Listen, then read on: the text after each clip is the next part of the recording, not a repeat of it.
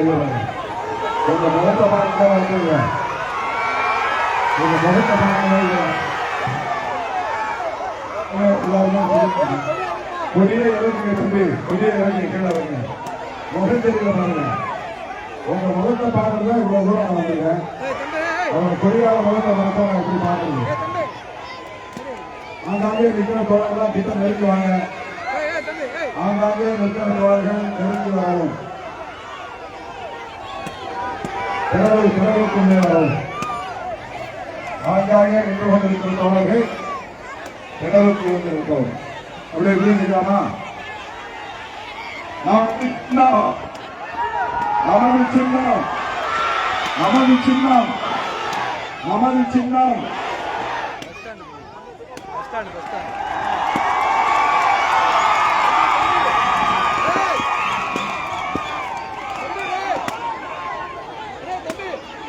வெற்றியின் சின்னம், வெற்றியின் சின்னம், சமூக நீதியின் சின்னம், சகோதரத்துவத்தின் சின்னம், சமத்துவத்தின் சின்னம், திமுக கழகத்தின் சின்னம், காங்கிரஸ் பேரியக்கத்தின் சின்னம், தேமுதிகவின் சின்னம், இந்திய கம்யூனிஸ்ட் கட்சியின் சின்னம், மார்க்சிஸ்ட் கம்யூனிஸ்ட் கட்சியின் சின்னம், அதிமுகவின் சின்னம், மக்கள் நீதி மையத்தின் சின்னம், இந்திய யூனியன் முஸ்லீம் லீக்கின் சின்னம், எஸ்டிபிஐயின் சின்னம், மனிதநேய மக்கள் கட்சியின் சின்னம், மனிதநேய ஜனநாயக கட்சியின் சின்னம், விடுதலை சிறுத்தைகளின் சின்னம், விடுதலை சிறுத்தைகளின் சின்னம், விடுதலை சிறுத்தைகளின் சின்னம்.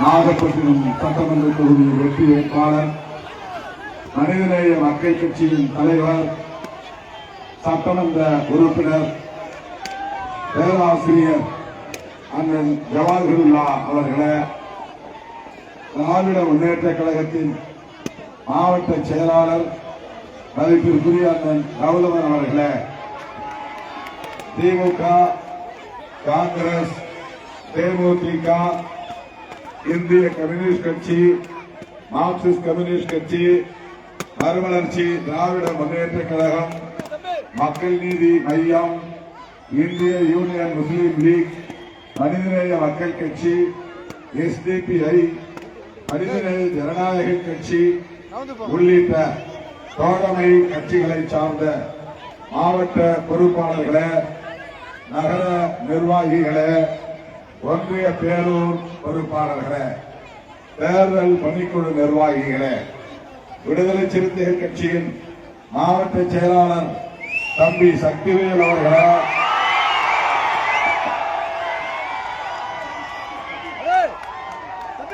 பொருளாளர் சண்முகம் அவர்களே, செய்தி தொடர்பாளர் கண்ணையன் அவர்களே, மாவட்ட துணை செயலாளர்களே, நிர்வாகக் குழு உறுப்பினர்களே, இளஞ்சிறுத்தை எழுச்சி பாசறை மாவட்ட பொறுப்பாளர்களே, மகளிர் விடுதலை இயக்கத்தின் மாவட்ட பொறுப்பாளர்களே, தம்பி நாகை அறிவு அவர்களே, மண்டல செயலாளர் நாகை அறிவழகன் அவர்களே, இடிமுரசு அவர்களே, மண்டல துணை செயலாளர்கள் சாதிக் அவர்களே, மற்றும் நெடுநேரமாக காத்திருக்கிற கட்டு கடங்காமல் திமிரி எழுகிற என் உயிரின் வீரான விடுதலை சிறுத்தைகளே,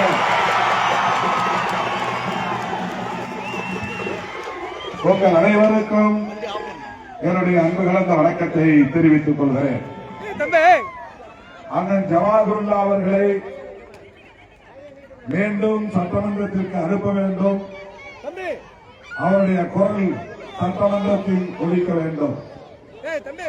அவர் ஏற்கனவே வெற்றி பெற்று விட்டார் என்பதில் யாருக்கும் ஆற்று கருத்தில்லை. நாளை தொகுதி நம்முடைய தொகுதி, தம்பி ஷானவாஸ் அவர்களை வெற்றி பெற வைத்த தொகுதி. கடந்த 5 ஆண்டுகளாக ஷானவாஸ் சட்டமன்றத்தில் எவ்வளவு சிறப்பாக பணியாற்றினார் என்பதை இந்த தொகுதி வாழ் மக்கள் நன்கு அறிவீர்கள். அந்த தொகுதியில் பேராசிரியர் ஜவாஹிருல்லா அவர்கள் இப்போது களம் காண்கிறார்.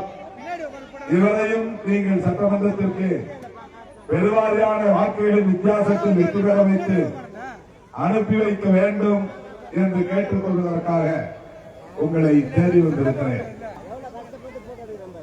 உங்களுக்கு நான் விடுக்கிற வேண்டுகோள், இன்னும் எஞ்சி இருப்பது 2 நாட்கள் தான். நாளை மாலை 5 மணியோடு பிரச்சாரம் போகிறது. நாளை மறுநாள் பிரச்சாரம் செய்ய முடியாது, ஆனால் இடைவெளி உள்ளது. 23ஆம் தேதி தமிழகத்தின் எதிர்காலத்திற்கு தீர்ப்பு எழுதுகிற நாள். நம் கையில் இருப்பது ஒரு ஓட்டு தான், ஆனால் இது நம் எதிர்காலத்தை தீர்மானிக்கிற வல்லமை பெற்றது. ஆகவே ஒவ்வொரு ஓட்டும் நமக்கு முக்கியமானது. வாக்குகள் சிதறக்கூடாது. ஒரு ஓட்டு கூட சிந்தக்கூடாது, சிதறக்கூடாது. எல்லா வாக்குகளையும் சேகரித்து எஞ்சிய நாட்களில் வீடு வீடாக சென்று மக்களை சந்தித்து, உற்றார் உறவினர்களை சந்தித்து, வேறு கட்சிகளுக்கு வாக்களிக்கக்கூடியவர்களாக இருந்தாலும் கூட அவர்களையும் சந்தித்து பேராசிரியர் ஜவாஹிருல்லா அவர்களுக்கு உதயசூரியன் சின்னத்தில் வாக்களிக்க வேண்டும் என்று நீங்கள் கேட்டுக்கொள்ள வேண்டும். நம்முடைய வேட்பாளர் அண்ணன் ஜவாஹிருல்லா அவர்களுடைய வெற்றி, அண்ணன் ஜவாஹிருல்லா அவர்களுடைய வெற்றி விடுதலை சிறுத்தைகளின் வெற்றி என்று சொல்லிக் நான் பெருமைப்படுகிறேன். அவர் வெற்றி பெற்றால் திருமாவளவன் வெற்றி பெற்றதாகத்தான் பொருள். அவருடைய குரல் நம்முடைய குரலாக சட்டமன்றத்திலே ஒலிக்கும். இது என்னுடைய முதல் செய்தி. இரண்டாவது, நாம் இன்றைக்கு ஒரு மாநில கட்சியாக அங்கீகாரம் பெற்றிருக்கிறோம் என்று சொன்னால் அதற்கு 2 எம்பி தொகுதிகளில் நாம் வெற்றி பெற்றதுதான் காரணம். 4 எம்எல்ஏக்களை பெற்றிருந்தாலும் கூட 2 எம்பி தொகுதிகளில் வெற்றி பெற்றதனால்தான் நம்முடைய கட்சி ஒரு மாநில கட்சியாக, திமுகவுக்கு சொந்த சின்னம் இருப்பதை போல சிறுத்தைகளுக்கு ஒரு சொந்த சின்னம் கிடைத்திருக்கிறது. இதற்கு திமுக கழகமும் அண்ணன் அவர்களின் தலைமையிலான மனிதநேய மக்கள் கட்சியும் இந்த கூட்டணியில் இடம்பெற்றுள்ள எல்லா கட்சிகளும் காரணம். அவர்கள் எல்லாம் நமக்கு ஆதரவு தெரிவித்து நமக்கு வாக்களித்ததால் தான் நான் சிதம்பரத்தில் வெற்றி பெற்றேன், ரவிக்குமார் விழுப்புரத்தில் வெற்றி பெற்றார். இந்த 2 தொகுதிகளிலும் நாம் பெற்ற வெற்றி தான் இன்றைக்கு மாநில கட்சியாக இந்த கட்சி அங்கீகாரம் பெற்றிருக்கிறது. இந்த நாடு விடுதலை அடைந்த பிறகு அகில இந்திய அளவிலேயே அம்பேத்கர் பெயரில் இயங்குகிற இயக்கங்கள் 4 இயக்கங்கள் தான் அங்கீகாரம் பெற்றிருக்கின்றன அகில இந்திய அளவில் இந்த 80 ஆண்டுகளில். ஒன்று பகுஜன் சமாஜ் கட்சி, மாயாவதி தலைமையிலான கட்சி காஞ்சிராம் காலத்தில் அங்கீகாரம் பெற்றது. இரண்டாவது ராம்தாஸ் பாஸ்வான் அவர்களின் கட்சி பீகாரிலே. மூன்றாவது மகாராஷ்டிராவை சார்ந்த ராம்தாஸ் அத்வாலேவின் கட்சி மணிப்பூரிலே. இந்த 3 கட்சிகளும் வட இந்திய மாநிலங்களில் உள்ள கட்சிகள். ஆனால் தென்னிந்தியாவில் ஒரே கட்சிதான் அம்பேத்கர் பெயரில் இயங்குகிற கட்சி, தேர்தல் ஆணையத்தால் அங்கீகாரம் பெற்ற கட்சி விடுதலை சிறுத்தைகள் கட்சி தான். நாடு விடுதலை பெற்ற 3/4 நூற்றாண்டு கடந்த நிலையில் இந்த அங்கீகாரத்தை நாம் பெற்றதற்கு திராவிட முன்னேற்ற கழக தலைவர் அண்ணன் முத்துவேல் கருணாநிதி ஸ்டாலின் அவர்களின் நல்ல அன்பும் நல்ல ஆதரவும் தான். அண்ணன் பேராசிரியர் ஜவாஹிருல்லா உள்ளிட்ட நமது தோழமை கட்சிகளை சார்ந்த தலைவர்களின் நல்ல ஆதரவு தான். ஆகவே நம்முடைய கட்சி அங்கீகாரம் பெறுவதற்கு நமக்கு நல்ல ஆதரவு நல்கிய, நம்மை அரவணைத்த இந்த தலைவர்கள் தலைமையில் இயங்குகிற கட்சிகளின் வேட்பாளர்கள் போட்டியிடுகிற இடங்களில் வெற்றி பெற வேண்டும். அதிலே ஒன்று நாகப்பட்டினம் தொகுதி. அண்ணன் பேராசிரியர் ஜவாஹிருல்லா அவர்களும் வெற்றி பெற வேண்டும். தமிழ்நாட்டில் இன்றைக்கு நாம் 8 தொகுதிகளில் போட்டியிடுகிறோம். தென் மாவட்டங்களில் பெரியகுளம், கடலூர் மாவட்டத்தில் காட்டுமன்னார்குடி, பண்ருட்டி, செங்கல்பட்டு மாவட்டத்தில் திருப்போரூர், செய்யூர், விழுப்புரம் மாவட்டத்தில் திண்டிவனம், வேலூர், ராணிப்பேட்டை மாவட்டத்தில் அரக்கோணம். இந்த 8 தொகுதிகளிலும் நாம் வெற்றி பெற வேண்டும் என்பதற்காக திமுக உள்ளிட்ட தோழமை கட்சிகளை சார்ந்த அனைவரும் தீவிரமாக களப்பணியாற்றுகிறார்கள், வாக்குகளை சேகரிக்கிறார்கள். விடுதலை சிறுத்தைகளின் வேட்பாளர்கள் 8 பேரும் வெற்றி பெற வேண்டும் என்பதற்காக அந்த தொகுதிகளில் திமுக, காங்கிரஸ், தேமுதிக, இடதுசாரி கட்சிகள், இஸ்லாமிய கட்சிகள் எல்லோரும் வீடு வீடாக சென்று வாக்குகளை சேகரிக்கிறார்கள். அப்படி என்றால் நாகப்பட்டினம் தொகுதியை போட்டியிடக்கூடிய அண்ணன் ஜவாஹருல்லா அவர்களின் வெற்றிக்காக நாமும் பாடுபட வேண்டுமா வேண்டாமா? வீடு வீடாக சென்று வாக்குகளை சேகரிக்க வேண்டுமா வேண்டாமா? அவரை வெற்றி பெற செய்ய வேண்டுமா வேண்டாமா? வெற்றி பெற செய்வீர்களா? சட்டமன்றத்திற்கு அனுப்புவீர்களா? அவருடைய குரல் சட்டமன்றத்தில் ஒலிக்க செய்வீர்களா? உங்களுடைய அன்பான இந்த ஆதரவுக்கு நான் நன்றி சொல்ல கடமைப்பட்டு இருக்கிறேன். ஒன்றை சொல்ல நான் விரும்புகிறேன். இன்றைக்கு நாம் திராவிட முன்னேற்ற கழகத்தின் தலைமையிலான கூட்டணியிலேயே தொடர்வதற்கு என்ன காரணம்? தொடர்ந்து 9 ஆண்டுகளாக இந்த கூட்டணியிலேயே நீடிப்பதற்கு என்ன காரணம்? இதிலே நமக்கு ஒரு தெளிவு தேவை. அதிமுக பக்கம் போயிருந்தால் கூடுதல் இடங்களை பெற்றிருக்க முடியும். பலர் சொல்லுகிறார்கள். புதிதாக கட்சி தொடங்கிய விஜய் அவர்களோடு போயிருந்தாலும் நிறைய தொகுதிகளில் போட்டியிட்டு இருக்கலாம் சிலர் சொல்லுகிறார்கள். ஆனால் திருமாவளவன் அந்த முடிவை எடுக்கவில்லை. திராவிட முன்னேற்ற கழக கூட்டணியிலேயே தொடர்வோம் என்றுதான் நான் அறிவித்தேன். நான் எடுத்த இந்த முடிவு சரி என்று நீங்கள் நிரூபிப்பீர்களா? திருமாவளவன் எடுத்த முடிவுதான் சரி என்று நீங்கள் நிரூபிப்பீர்களா? அப்படி என்றால் நீங்கள் அண்ணன் ஜவாஹருல்லா அவர்களுக்கு உதயசூரியன் சின்னத்திலே வாக்களிக்க வேண்டும். ஏன் நான் இந்த முடிவை எடுத்தேன்? அதிமுகவோ விஜய் கட்சியோ நாம் பேசுகிற அரசியலில், கருத்தியலில் உறுதிப்பாட்டோடு இருக்கக்கூடியவர்கள் இல்லை.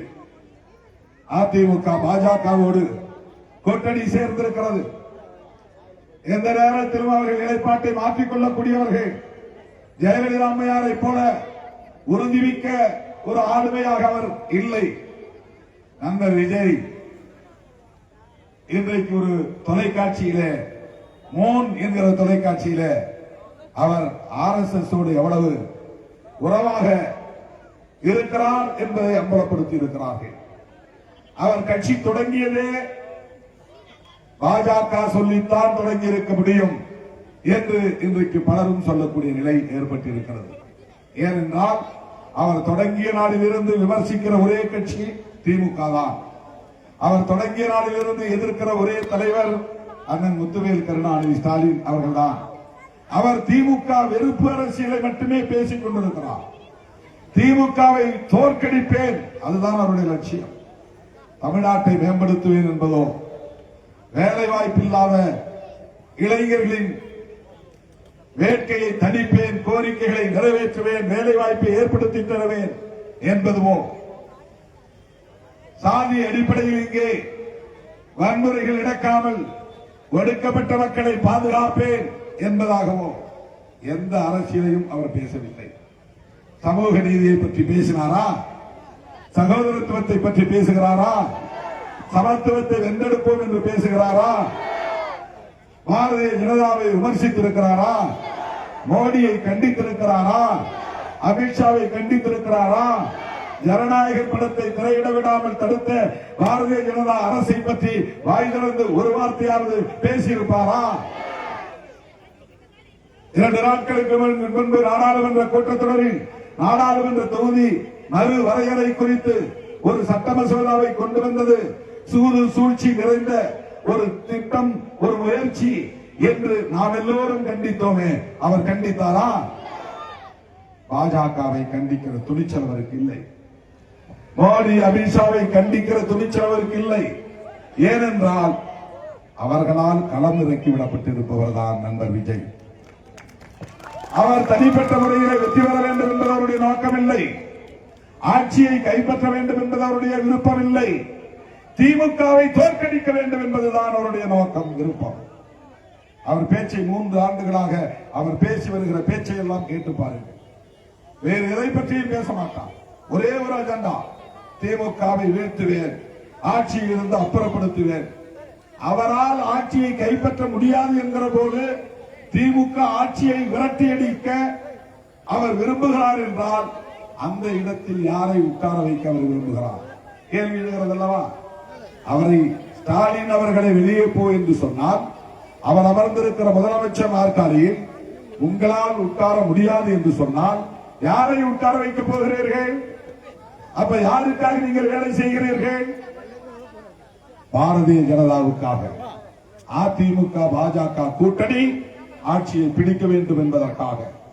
திமுக கூட்டணிக்கு வருகிற முஸ்லிம் வாக்குகளையும் கிறிஸ்தவர் வாக்குகளையும் தலித் மக்களின் வாக்குகளையும் திசை திருப்ப வேண்டும் என்பது மட்டும்தான் நண்பர் விஜயின் நோக்கம்.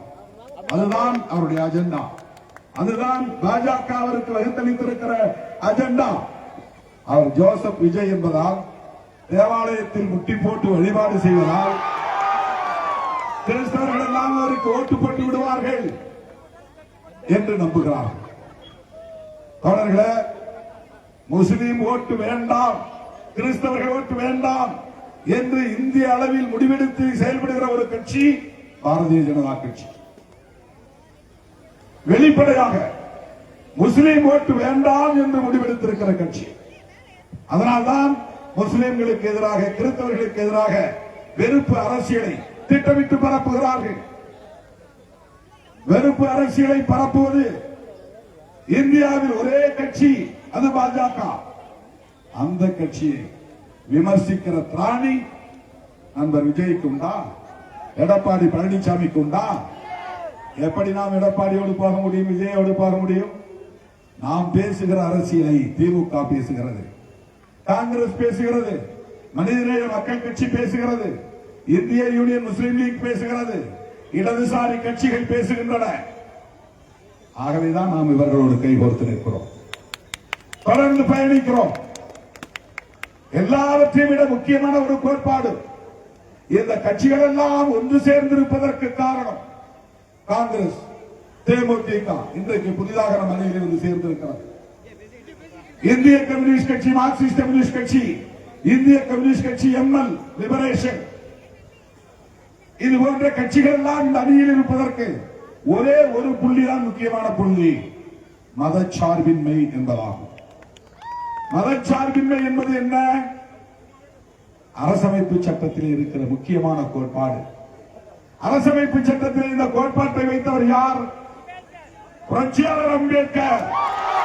புரட்சியாளர் அம்பேத்கர் புரட்சியாளர் அம்பேத்கர் வகுத்தளித்த அரசமைப்பு சட்டத்தின் உயிர் மூச்சு கோட்பாடாக இருக்கிற மதச்சார்பின்மையை காப்பாற்றுவதற்காக உருவாக்கப்பட்ட கூட்டணி திமுக தலைமையிலான கூட்டணி. அதனால்தான் திருமாவளவன் திமுக கூட்டணியிலே உடும்பு பிடி உறவை கொண்டிருக்கிறார். அதனால்தான் முத்துவேல் கருணாநிதி ஸ்டாலின் அவர்களின் கைகளை இறுகப்பற்றி நிற்கிறார். பதவி வேணும், பரிசு வேணும், சீட்டு வேணும் என்றால் நாம் பல்லை இழித்துக் கொண்டு எங்கு வேணுமானால் போயிருக்கலாம். எம்பி ஆன உடனேயே நான் பிஜேபி பக்கம் போய் இருக்க முடியும். எவ்வளவு பேர் ஆசை காட்டி பார்த்தாங்க. அதன் பிறகு தொடர்ந்து ஆசை காட்டி பார்த்தார்கள். கடந்த 2 ஆண்டுகளாக விடுதலை சிறுத்தைகளை குறிவைத்து எவ்வளவோ முயற்சிகளை செய்தார்கள். திருமாவளவனை எவனாலும் எந்த சக்தியாலும் அசைக்க முடியாது என்பதை நாம் உறுதிப்படுத்தி காட்டினோம். எனக்கு என்ன லாபம் என்பது முக்கியமில்லை, இந்த கூட்டணியில் எனக்கு எத்தனை இடம் என்பது முக்கியமில்லை, போட்டியிடுகிற இடங்களில் எத்தனை வெற்றி பெறப் போகிறது என்பது முக்கியமில்லை. ஆனால் இந்த கூட்டணியின் மைய கருப்பொருளாக இருக்கிற மதச்சார்பின்மையை காப்பாற்றியாக வேண்டும். தமிழ்நாட்டிலே பிஜேபி வலிமை பெற்றுவிடக் கூடாது. பிஜேபி வலிமை பெறக்கூடாது என்றால் அதிமுகவுக்கோ விஜய் கட்சிக்கோ ஓட்டு போடக்கூடாது. விஜய் கட்சிக்கு ஓட்டு போட்டாலும் அது பிஜேபியை வலிமைப்படுத்தும். இரட்டைக்கு ஓட்டு போட்டாலும் அது பிஜேபியை வலுப்படுத்தும். இரட்டை இலைக்கு போடுகிற ஒவ்வொரு ஓட்டும் மோடிக்குத்தான் போய் சேரும். ஜெயலலிதா அம்மையார் உயிரோடு இருந்த காலத்தில் பாரதிய ஜனதா கட்சியை எவ்வளவு கடுமையாக விமர்சித்தார், மோடியை எவ்வளவு கடுமையாக விமர்சித்தார். மோடியார் ஏடியார் மோடி பார்க்கலாம் வா என்று அழைப்பு விடுத்தார். இதுவெல்லாம் நடந்த வரலாறு எடப்பாடி மறந்து போயிருக்கலாம், திருமாவளவன் மறக்க மாட்டார். எந்த காலத்தில் அதிமுக பாஜகவோடு கூட்டணி வைத்துக் கொள்ளாது என்று சொன்னாரா இல்லையா? எடப்பாடியே மறந்து போனார். எப்படி பாஜகவோடு கூட்டணி வைத்தார்? அது சிபிஐ உருவாக்கிய கூட்டணி. எடப்பாடியை மிரட்டி பாஜகவோடு சேர்த்தது சிபிஐ, தினகரனை மிரட்டி பாஜகவோடு சேர்த்தது சிபிஐ, உடைந்த பாமகவை மிரட்டி பாஜகவோடு சேர்த்தது சிபிஐ. அது சிபிஐயால் உருவாக்கப்பட்ட கூட்டணி. நம்முடைய கூட்டணி சிபிஐ இருக்கிற கூட்டணி. நம்ம கூட்டணியில் சிபிஐ இருக்கு. அங்கே சிபிஐ, இங்கே சிபிஐ, சிபிஐஎம், சிபிஐஎம்எல். நம்ம கூட்டணி ஏனென்றால் இது இடதுசாரிகளின் கூட்டணி, அது வலதுசாரிகளின் கூட்டணி. நம்முடைய கூட்டணி முற்போக்கு கூட்டணி, முன்னால் போக வேண்டும் என்று விரும்புகிற கூட்டணி. அந்த கூட்டணி பிற்போக்கு கூட்டணி. பின்னால் போவோம். 2000 வருஷத்துக்கு பின்னால இந்த சமுதாயம் எப்படி இருந்ததோ அப்படி போவோம். 2000 வருஷத்துக்கு முன்னால பெண்கள் எப்படி இருந்தாங்களோ, 2000 வருஷத்துக்கு முன்னால சாதிய கட்டமைப்பு எப்படி இருந்ததோ, மேல் சாதி கீழ் சாதி, உயர்வு தாழ்வு, அதெல்லாம் தான் இந்த சமூகத்தில் இருக்கணும். அதுதான் சனாதன தர்மம் என்று சொல்லுகிற கூட்டணி தான் பாஜக கூட்டணி. ஆகவே திராவிட முன்னேற்ற கழக தலைமையிலான கூட்டணியில் விடுதலை சிறுத்தைகள் கட்சி தொடர்ந்து நீடிப்பதற்கு மதச்சார்பின்மை கோட்பாட்டை பாதுகாக்க வேண்டும் என்பதுதான் முக்கியமான காரணம். அந்த மதச்சார்பின்மையை பாதுகாக்க கூட்டணியில் அண்ணன் முத்துவேல் கருணாநிதி ஸ்டாலின் அவர்களின் நல்வாழ்த்துக்களை பெற்ற வேட்பாளர் சட்டமன்ற உறுப்பினர் பேராசிரியர் அண்ணன் ஜவாஹிருல்லா அவர்கள் மீண்டும் சட்டமன்றத்திற்கு செல்ல வேண்டும். அவர் குரல் சட்டமன்றத்தில் ஒலிக்க வேண்டும். அவரை பெருவாரியான வாக்குகளின் வித்தியாசத்தில் வெற்றி பெற செய்ய வேண்டும். அவருக்கு உதயசூரியன் சின்னத்தில் வாக்களிக்க வேண்டும்.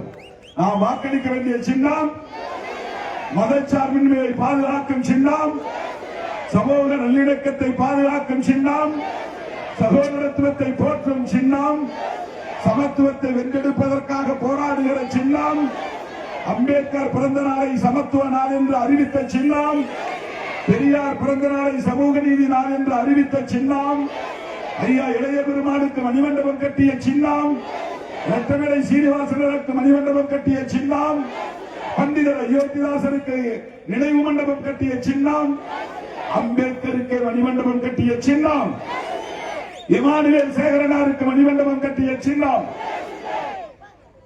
அண்ணல் அம்பேத்கர் தொழில் முன்னோடிகள் திட்டம் உருவாக்கிய சின்னம், கலைஞர் கனவு திட்டத்தை கொண்டு வந்த சின்னம், விடியல் பயணத்தை அறிவித்து நடைமுறைப்படுத்திய சின்னம், மகளிர் உரிமை தொகையை 1000 வழங்கி இப்போது 2000 உயர்த்தப் போகிற சின்னம், நான் முதல்வன் திட்டத்தை நடைமுறைப்படுத்திய சின்னம், தமிழ் புதல்வன் திட்டத்தை நடைமுறைப்படுத்தி வருகிற சின்னம், புதுமை பெண் திட்டத்தை நடைமுறைப்படுத்தி வருகிற சின்னம், காரை சிற்றுண்டி உணவு திட்டத்தை 5 ஆண்டுகளாக வெற்றிகரமாக நடைமுறைப்படுத்திய சின்னம், 8ஆம் வகுப்பு வரையில் மீண்டும் நீடிக்கப் போகிற சின்னம், இல்லத்தரசிகளுக்கு 8000 ரூபாய் கூப்பன் வழங்கப் போகிற சின்னம், ஏழை எளிய மக்களின் சின்னம், விளிம்பு நிலை மக்களின் சின்னம், இஸ்லாமியர்களின் பாதுகாப்பு சின்னம், கிறிஸ்தவர்களின் பாதுகாப்பு சின்னம், விடுதலை சிறுத்தைகளின் சின்னம், திருமாவளவனின் சின்னம், விடுதலை சிறுத்தைகளின் சின்னம், அரவாதியில்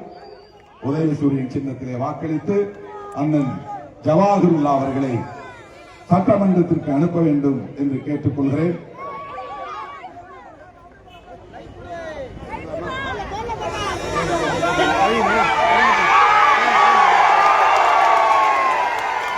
ராஜீவ்காந்தி சுமதி ஆகியோரின் இந்த அழகிய ஆண் குழந்தைக்கு அறிவு செல்வன் என்று பெயர் சூட்டி வாழ்த்துகிறேன்.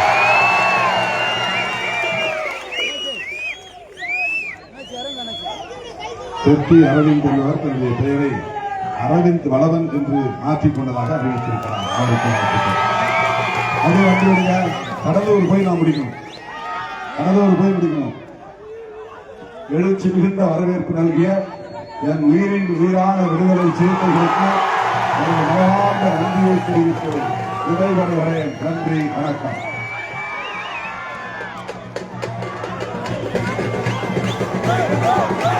பல்வேறு கட்சிகளிலிருந்து விலகி விடுதலை சிறுத்தைகள் நம்மை இணைத்துக் கொள்கிறார்கள். நாகை தியாகராஜன் அவர்களின் தலைமை தியாகராஜன் அவர்களை வரவேற்கிறார்.